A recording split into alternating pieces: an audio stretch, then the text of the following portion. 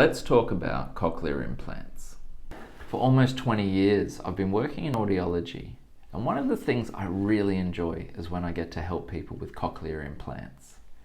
Now, often these people have been struggling with hearing aids for a long time, or they have an ear that was called a dead ear. There's nothing you can do with it.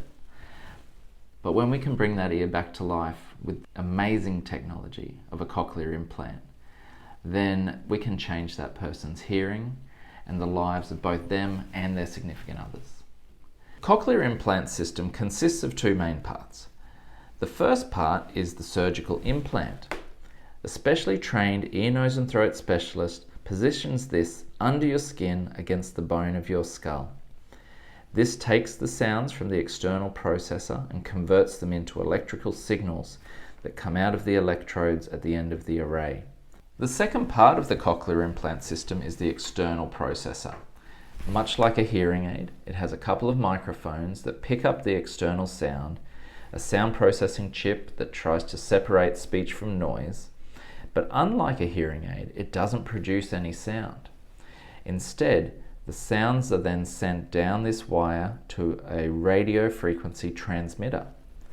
The transmitter lines up with the implant under the skin and sends through all the power for the implant, and encoded in that power is the sound signals. A week or two after the surgery, it's then time to fit the external processor, and that's what we call the switch on appointment.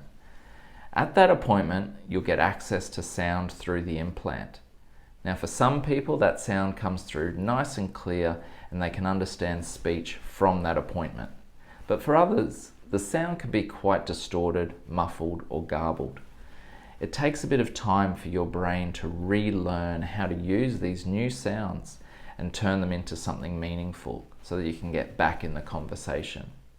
But we know if you've had hearing throughout your childhood and lost your hearing, the vast majority of people will be able to hear enough to have a good conversation with the cochlear implant. If you're someone who's struggling with their hearing despite having hearing aids fitted, then a cochlear implant could be the next step for you.